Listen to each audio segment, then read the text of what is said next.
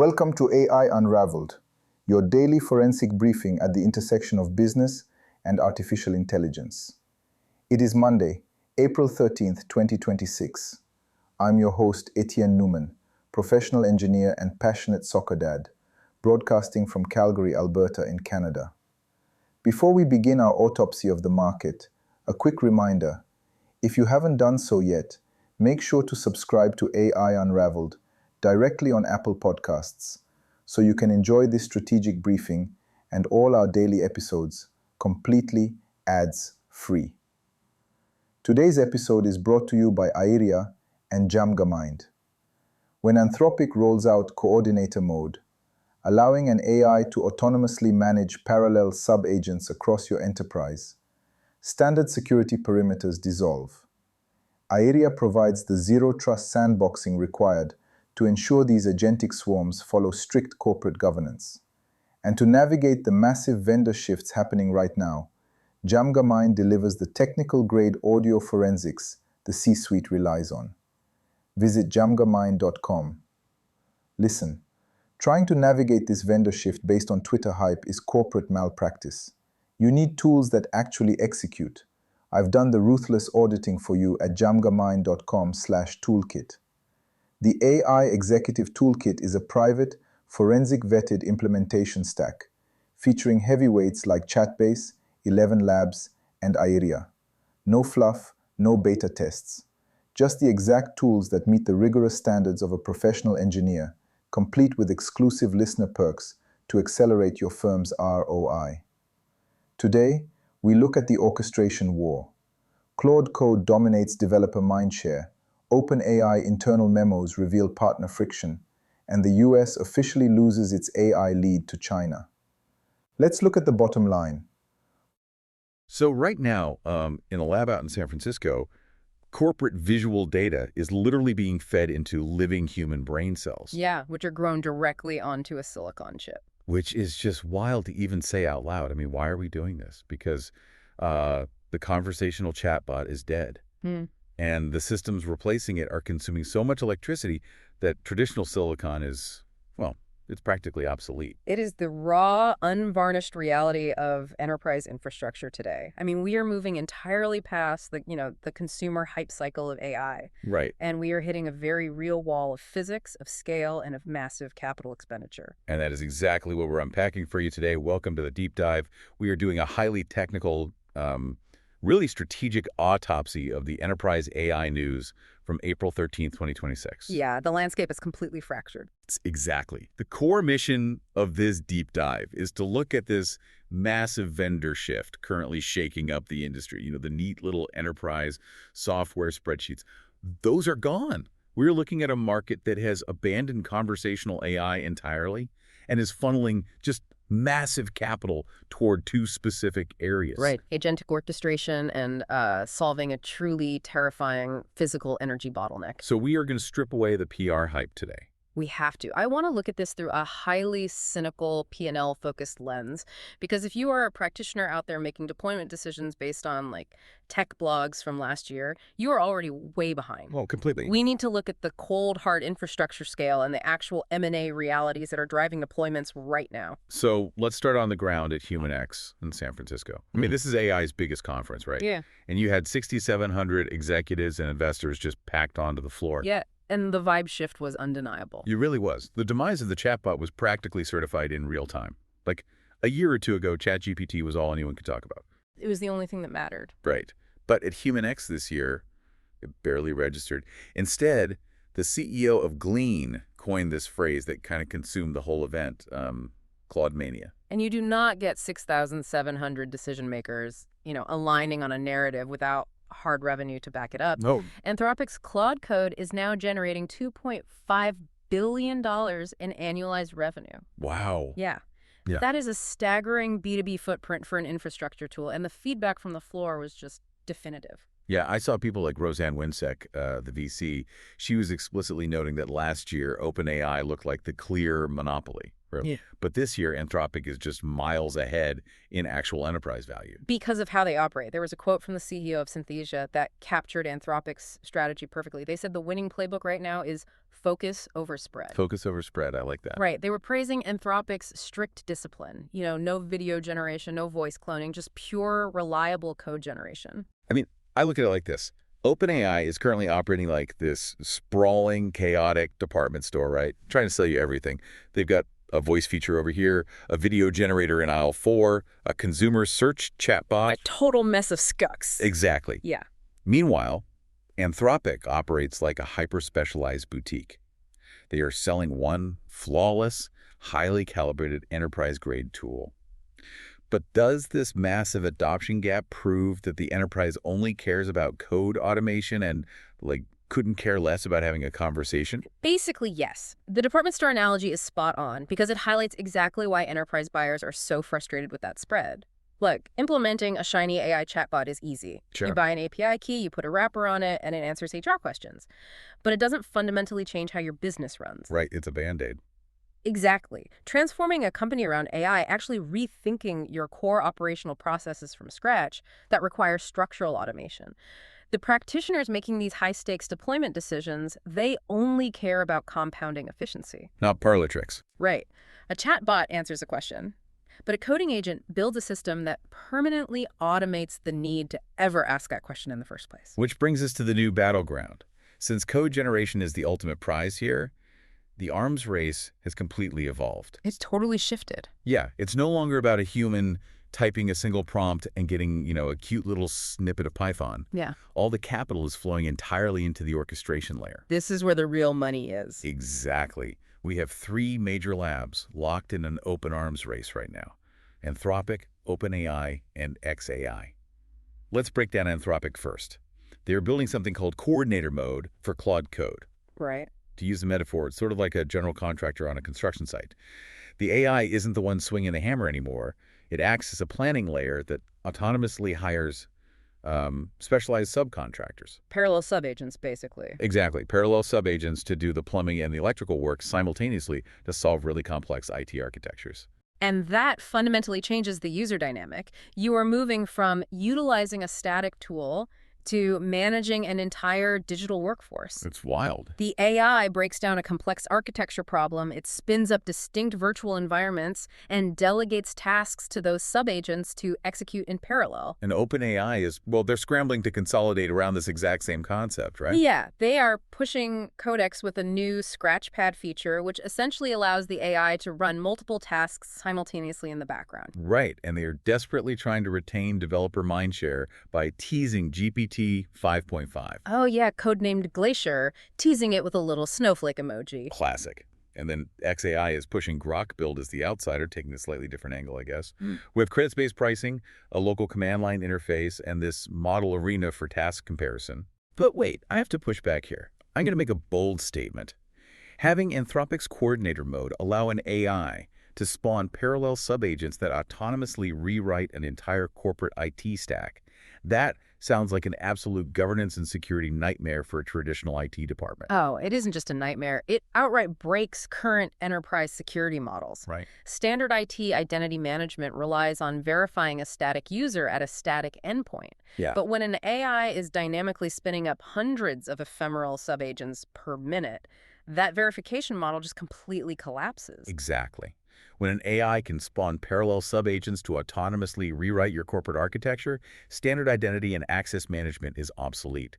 AIUA provides the necessary zero-trust micro-VM sandboxing to ensure your agentic swarms follow strict corporate governance. Right, and we really need to be clear about what that actually means mechanically. Break it down. That zero-trust micro-VM sandboxing is critical. If one of those autonomous subagents hallucinates or, goes rogue and tries to rewrite a critical payroll database, that sandbox acts as a concrete blast wall. It physically isolates the agent's environment so the failure just can't spread to the broader corporate network. Exactly. The enterprise is realizing that whoever nails this agentic orchestration layer while keeping the network entirely sandboxed and secure, wins the mega contract. Yeah. And it sounds to me like Microsoft is effectively suffocating OpenAI by trapping them in Azure and completely locking them out of this orchestration land grab. Well, I wouldn't call it suffocation, but Microsoft is absolutely restricting their oxygen. Right. Let's talk about the leak. Yeah, we have a leaked internal memo from OpenAI's new revenue chief, Denise that exposes this exact dynamic. According to her memo, OpenAI is seeing quote-unquote staggering inbound enterprise demand following their Amazon deal back in February. Okay.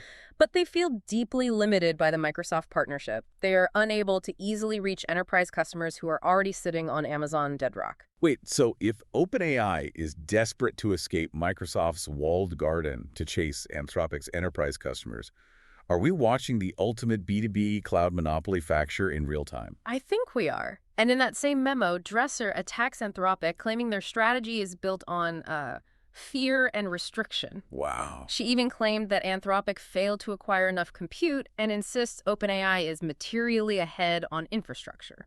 But why is Amazon Bedrock such a massive threat to Azure here?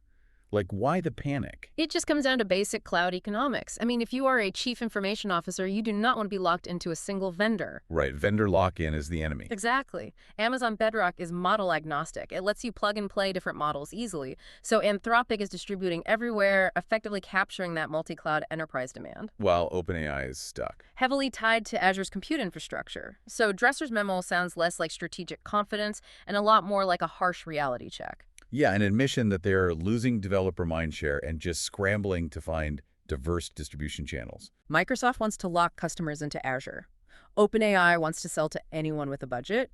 Those incentives are completely misaligned. And while the U.S. labs are squabbling over these walled gardens and cloud distribution, the actual economic ground has completely shifted to the east. The Stanford report. Yes, we're looking at the new Stanford 2026 AI Index report. And the data is pretty definitive. China has completely erased the U.S. lead in AI performance. Erased it entirely. But what really stands out to me is the transparency gap. The major U.S. labs, so Google, Anthropic, OpenAI, they have completely stopped disclosing their dataset sizes.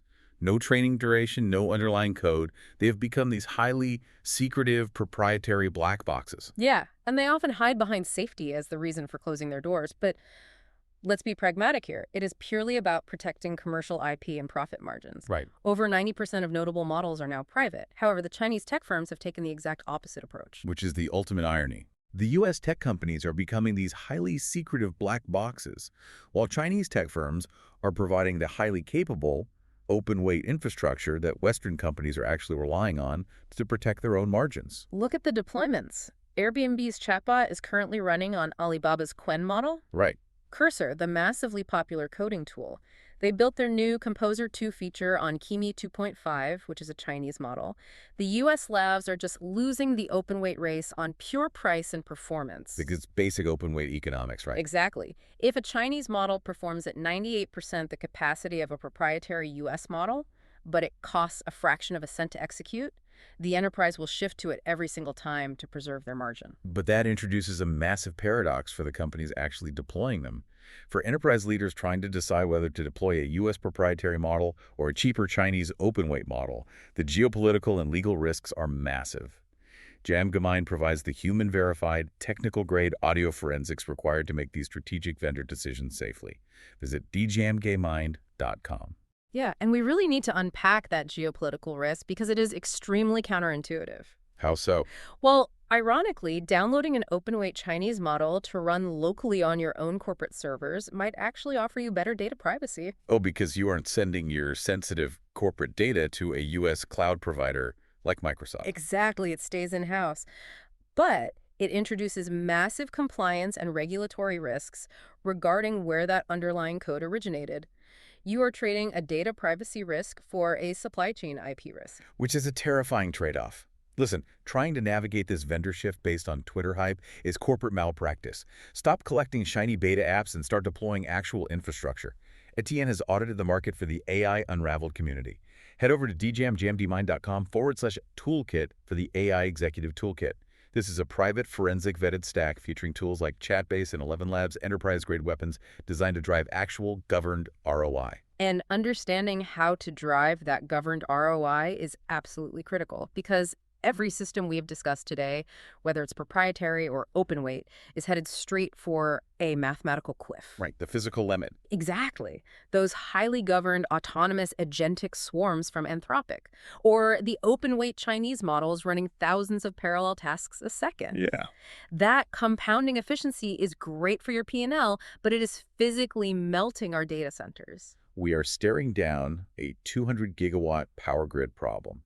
The energy required to run these models has proven that silicon brute force is effectively dead as a long-term scaling strategy. Completely unsustainable. Which brings us to the energy bottleneck, and a solution that is almost hard to comprehend. Biological compute. Wetware. This is where the hardware architecture takes a radical turn. We are looking at a startup called the Biological Computing Company, or TBC. Based out of San Francisco. Right. They just emerged from stealth with $25 million in seed funding. And this is not a traditional software firm. It is founded and run by former neurosurgeons. I really need us to break down the mechanism of exactly what TBC is doing, because to a lot of people, this sounds like pure science fiction. It really does. They are growing actual living human neurons on multi-electrode arrays. Like, these are reprogrammed from stem cells into frontal cortex cells. Yep. And they are putting anywhere from 100,000 to 500,000 of these living neurons onto a single chip. But how does that even work? We are literally feeding corporate visual data into living human brain cells grown on a chip. We've gone from server racks to petri dishes. How do you feed a digital JPEG into a living cell? So it all comes down to those multi-electrode arrays. The system takes digital data, your standard ones and zeros, and it translates them into specific electrical voltage patterns. Okay. Those electrical patterns are fired through the electrodes to physically stimulate the biological neurons. The living cells process those patterns, they react electrically, and then the array reads that biological response. And it translates that voltage back into digital code for the computer to use. The founder, Dr. Ksinsovsky, stated it plainly. All of the data flows through the biology. And the performance data is just staggering. TBC discovered that these biological neural responses reach peak performance 3 times faster than silicon. 3 times faster, Yeah. which means fewer training iterations. Exactly, which implies a massive reduction in energy demands compared to these power-hungry, quote-unquote, rigid silicon chips. Right. But reading this still provokes a deep discomfort for me. Like, these chips have a lifespan of about 1 year, and because they are living biology, they create waste that literally has to be cleaned out every few days. It is a visceral reality, I know, but it is driven purely by the limits of physics. I mean, artificial neural networks were originally named that because they modeled the human brain. Sure. But silicon is inherently rigid. It forces AI to scale by using brute force, pulling megawatts of power. Biology is simply mathematically superior for intelligence. So this isn't just an academic experiment. Not at all. TBC is actively in talks with foundational model labs and cybersecurity firms to integrate these neurological signals. Yeah. They hope to move to real-time compute in 5 to 10 years, making these biological chips part of the live inference loop. Though they did admit they still have to figure out how to automate the collection of the biological waste. Yeah, that's a hurdle. And they have to figure out how to immortalize the cells, right? Yeah. So you aren't replacing your IT hardware because it literally died of old age after a year. Exactly. But if we connect all of this back to the broader picture we've painted today, I want to leave you with a chilling operational reality to ponder. Let's hear it. We started by tracking the death of the chatbot and the rise of the orchestration layer. Now, project this entire vendor shift to its logical conclusion. Imagine your enterprise infrastructure is being written and continuously optimized by autonomous agentic swarms from Anthropic. Okay. To save profit margin, those swarms are executing their logic on highly efficient open-weight Chinese models. Right. And to solve the massive data center power grid collapse, those models are ultimately being processed by living human frontal cortex cells on a biological chip. What does an IT department even look like in that paradigm? Will the future of computing require you to hire biologists whose literal job is to clean out the waste of your living servers? Subscribe to AI Unraveled on Apple Podcasts to always listen completely. Ads. FRE. That concludes our forensic business rundown for April 13th. The strategic signal for today is orchestration. The honeymoon phase of the AI chatbot is officially over. Enterprise capital has spoken, and it is flowing exclusively towards systems that execute. When 6,700 executives at HumanX declare Anthropic the winner because Claude Code is focused purely on software execution, you see exactly what the market demands. And the stakes are rising. With OpenAI fighting with Microsoft over cloud access, China erasing the US performance lead, and Microsoft admitting that AI agents will soon need their own software licenses, the cost and complexity of enterprise AI is multiplying. You cannot rent a chatbot and call it a strategy. You must build orchestrated, secure workflows.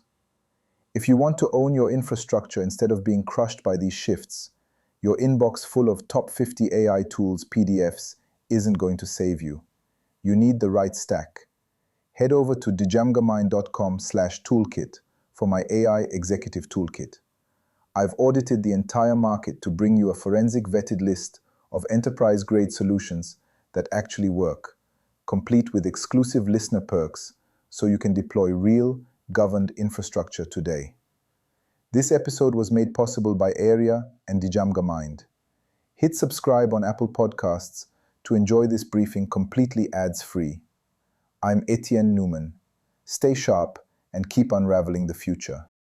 And before you go, if your company is building the tools that power the workflows we talked about today, I'd love to showcase them to this audience. We don't just run ads, we build technical simulations that prove your value. Let's build something together. Visit jamgamind.com/partners to get started. Until next time, keep building.